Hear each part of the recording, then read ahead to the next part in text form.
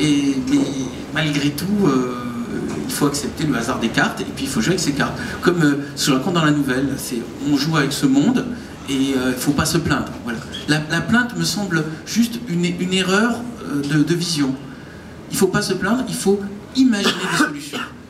Au loup-garou de Tire-ce-Lieu, il ne faut pas dire « Ah, je suis innocent, ça serait dégueulasse que vous me tuiez parce que vous apercevrez que vous allez tuer un type innocent. » Cette position n'est pas jouable. La position, c'est « Ah, vous croyez que je suis coupable, alors peut-être vous devriez plutôt penser à telle personne parce que moi j'ai des preuves. » C'est-à-dire tout le temps être dans un jeu et pas dans une justification. C'est une attitude d'ailleurs globale pour la vie. Dès le moment où on est en train de justifier ce qu'on fait, de dire je suis innocent, je n'ai pas fait exprès et tout, on a déjà perdu la partie. Il faut resituer l'angle ailleurs. Il n'y a pas de gentil et de méchant, il y a des gens qui jouent d'une certaine manière et d'autres qui répondent d'une autre manière. C'est un monde de jeu. Et Bernard Bervers, il a bien joué le jeu pour les films, toujours? Toujours, pour ça, vraiment, si vous regardez le film, il est naturel. J'ai pas triché, il a juste demandé au montage d'enlever quelques plans, mais c'était juste des plans de figuration. Pas les censures. Aucune censure. Et il m'a laissé tout filmer, et voilà, et c'est presque pendant un an, je l'ai suivi. Justement, c'est un an, ça a duré, c'est assez... Ça n'a pas duré, pas filmé pendant un an, mais on est avec son quotidien pendant un an de sa vie, à différents endroits, chez lui. Il fallait s'adapter aussi au moment des voyages, j'imagine, tout ça. Exactement, je me suis adapté, et c'était pas désagréable du tout d'ailleurs de partir avec Bernard, parce que j'ai découvert plein de choses, et je connaissais pas la Corée, je connaissais pas la Russie, et donc c'est super intéressant, parce que voyager avec lui, bien sûr, on voyage dans des bonnes conditions, il est reçu un peu partout comme quelqu'un d'important, on vient le voir, c'est vraiment très intéressant. Mais une question justement, il a beaucoup de vols, on prend beaucoup l'avion. Une question à vous, Bernard, cette réussite et aussi être reconnu comme ça, est-ce qu'on vole beaucoup, mais c'est un peu dur parfois de garder une distance et garder les pieds sur terre. Je peux dire juste une chose sur l'avion. Bernard, c'est quelqu'un qui travaille. Voilà, c'est un métier, un écrivain. J'ai découvert vraiment ça. Moi, je me suis dit, ouais, c'est super, il a une vie de rêve, c'est génial. Il les raconte dans les films. C'est super, voilà, il fait ce qu'il veut, il n'a pas de boulot, il n'a personne, il n'a pas de patron. Mais en fait, pas du tout. Parce que, vous voyez, là, s'il sort son livre en octobre, il doit le rendre en juin. C'est une pression énorme. Et il bosse tout le temps. C'est-à-dire que dès qu'il a 5 minutes, tac, il est devant son ordinateur. Ouais, quand on était dans les salles d'attente des avions, même on a fait un avion parce que lui il ouvre son ordinateur, il écrit, il a tout de suite des idées. Dans sa bulle. Ah oui, il est dans sa bulle, il est toujours dans son histoire, et c'est un vrai travail, quoi. C'est pas en dilettante, et il est arrivé là aujourd'hui en travaillant. Il a du talent et de l'imagination, mais il a aussi du travail, et ça je peux en témoigner. Je crois que c'est un film. Et cette question, Bernard, c'est dur parce que vraiment t'es connu. Et ça fait plaisir, je pense, mais garder cette distance par rapport à cette... Alors, j'ai pas fait encore de psychanalyse réelle, mais en fait, je suis assez dans... ce qui va paraître surprenant par rapport... Je m'en fous.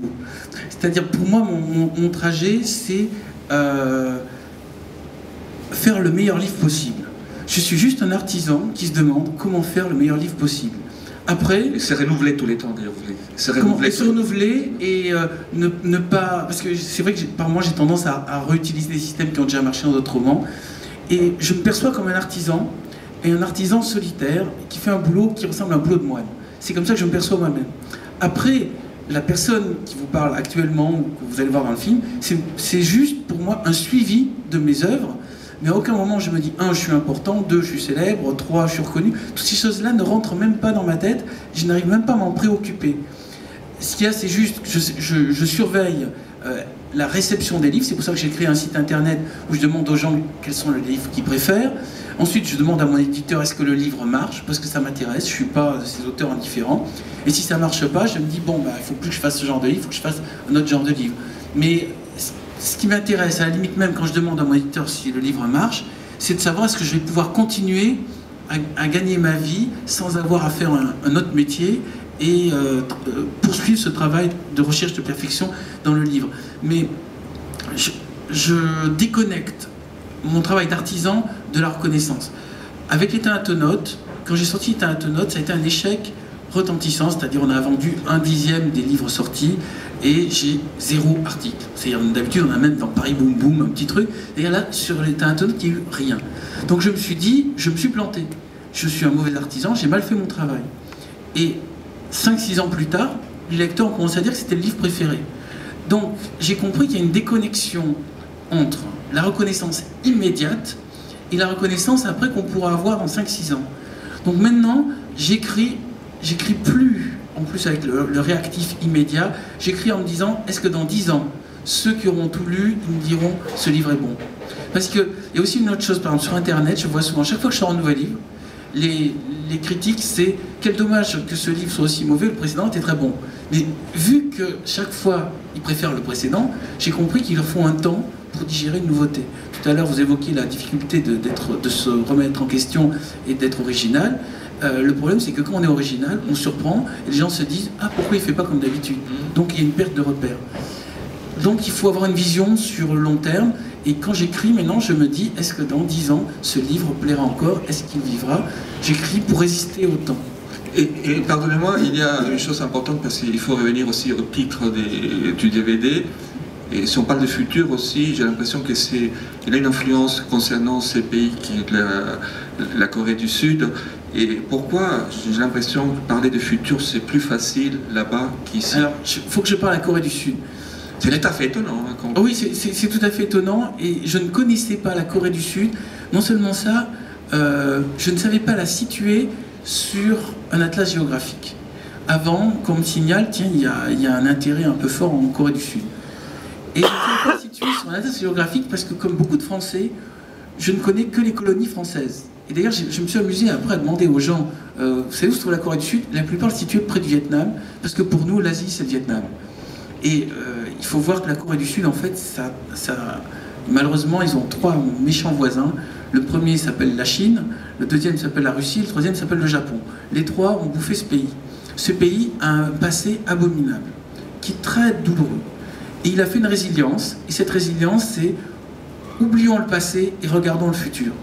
Et en Corée, on sent vraiment cette chose très différente de la France. Ils n'ont pas la nostalgie du passé, ils considèrent que leur mythologie, elle est à écrire maintenant. Donc ils sont entièrement en phase avec mon travail, parce que moi aussi je considère, je ne suis pas dans la nostalgie de Versailles, Louis XIV et notre passé glorieux, je suis dans qu'est-ce qu'on va écrire comme mythologie, comme histoire, comme légende maintenant.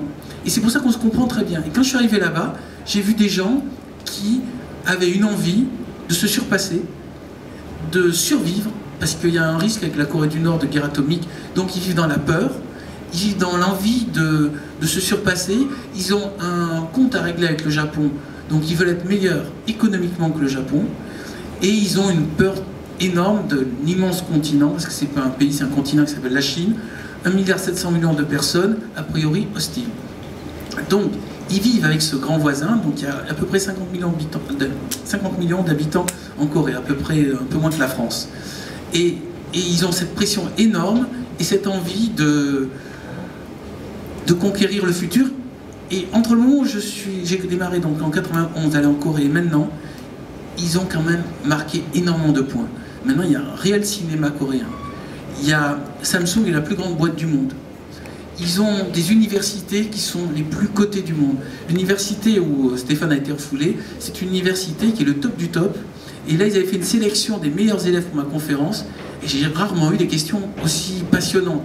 C'est-à-dire que non seulement ils ne les avaient pas préparés, mais ils s'adaptaient en direct à mon discours pour me trouver une manière de rebondir. Pardonnez-moi, ça a été préparé une trentaine d'années. Les Coréens ont décidé de tout mettre sur l'éducation, tout l'argent, la plupart, ils mettent tout sur l'éducation, absolument tout. Presque un peu trop. Je vous dis presque un peu trop parce que j'ai vu les élèves là-bas, ceux qui sont dans ces grandes écoles, ils arrivent à 7 h du matin, ils commencent à bosser, ils prennent un sandwich pour le petit-déj, ils prennent un sandwich pour le lunch, ils prennent un sandwich pour le soir, et à minuit, ils y sont encore. Et je les ai vus, et ils sont comme ça pour une raison très simple. Et c'est payant. Et c'est payant. C'est un concours. Qui dit concours, ça veut dire qu'ils sont en concurrence avec tous les autres. Il ne leur suffit pas d'être bons, il faut qu'ils soient meilleurs que les meilleurs. Donc ces types-là, quand ils vont arriver sur le marché, c'est vrai qu'ils sont, on va dire, motivés. Maintenant, le point faible, c'est qu'ils sont tellement entraînés comme des athlètes pour être très très forts dans les études, que par moments, ça les casse de l'émotionnel, ils ne se reposent pas assez. Ils sont... D'ailleurs, la plupart des questions sur la Corée étaient autour de cette idée, c'est comment comment se retrouver soi-même, comment exprimer des émotions personnelles. Et il y avait une autre idée qui m'a beaucoup troublé, qui est typiquement asiatique, c'est est-ce que vous ne croyez pas qu'un groupe peut arriver à être plus imaginatif et plus productif qu'un être humain seul?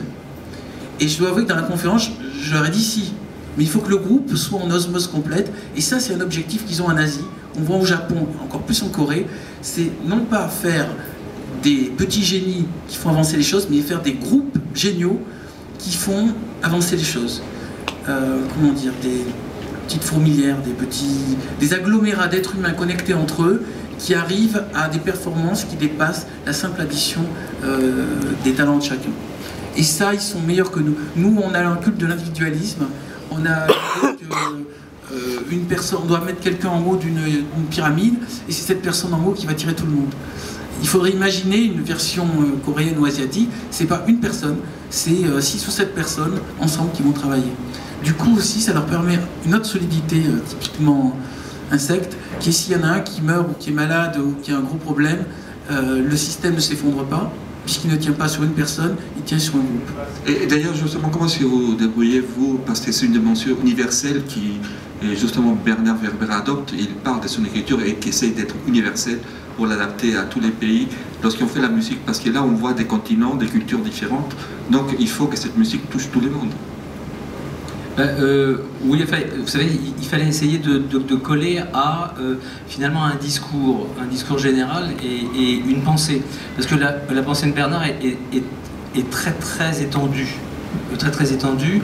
En fait, elle touche beaucoup de compartiments de notre vie. D'ailleurs, dans ce terme « conteur du futur », ce qui est intéressant, c'est que, enfin moi c'est ce que j'ai ressenti en participant à ce film, c'est que on pourrait l'appeler également le conteur de mon futur. C'est-à-dire que chaque personne, d'une certaine manière, se retrouve dans les livres de Bernard et il prend des éléments, on le voit très très bien d'ailleurs dans le film, il y a des moments où les gens disent, des témoignages de lecteurs en Corée, en Ukraine, qui disent « on remercie Bernard de nous aider à voir ce que nous avons du mal à voir ». Et c'est vrai que quand on regarde vraiment toute l'œuvre de Bernard, on se rend compte qu'il y a des tas de choses qui paraissent évidentes, qui paraissent simples, mais le simple fait de dire, ben voilà, il y a ça à voir, on les regarde différemment et on se dit, ah ben oui, finalement, la vie c'est comme ça, et ça m'éclaire sur ma propre vie. Et on voit des gens on voit dans le film des gens qui disent,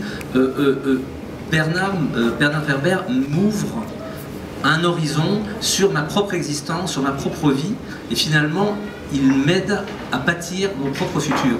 Donc, dans ce terme conteur du futur, il y a vraiment conteur de mon futur. Alors, c'est assez intéressant de se rendre compte que finalement, on comprend, je pense, le succès des livres de Bernard Werber, parce que il y a toujours, qui que nous soyons, il y a toujours quelque chose à prendre. Moi, personnellement, quand j'ai fait la musique du livre du voyage, eh bien, quand j'ai fait cette musique, j'ai lu automatiquement ce livre, je me le suis approprié, et il y a des tas de choses qui me semblaient banales. Finalement, en réfléchissant profondément à ce que ça voulait dire, ça m'a aidé pour ma propre vie et pour mon propre quotidien. Vous voyez, je vous donne un exemple très simple, c'est quand ça peut paraître idiot, mais quand la pluie tombe, enfin je paraphrase parce que c'est pas exactement les termes, mais en gros, quand la pluie tombe, ça sert à rien d'essayer d'éviter la pluie. Il faut faire le gros dos et attendre que ça passe. Alors, ça peut paraître stupide, mais moi, dans ma vie de tous les jours, je savais pas ça. Et je me battais de la pluie en pestant, etc. Alors que finalement, si on se dit la pluie existe, elle vous tombe dessus, finalement, faut attendre et demain il fera jour, ben, finalement, cette idée qui paraît basique, quand vous l'appliquez à votre propre vie, eh ben, ça vous fait envisager votre vie de façon différente. Depuis que j'ai lu ça, ben, je pense un petit peu différemment. Je pense que chacun, tous, on a dans les bouquins de Bernard des choses à prendre pour notre propre vie personnelle. En même temps, quelque chose qui m'a frappé, c'est une dernière question, Stéphane, c'est que c'est un film aussi où on essaie de comprendre les autres sociétés où Bernard va aussi, parce que c'est une espèce de miroir sur le travail de Bernard. Et c'est important de regarder comment ces sociétés comprennent le travail de Bernard.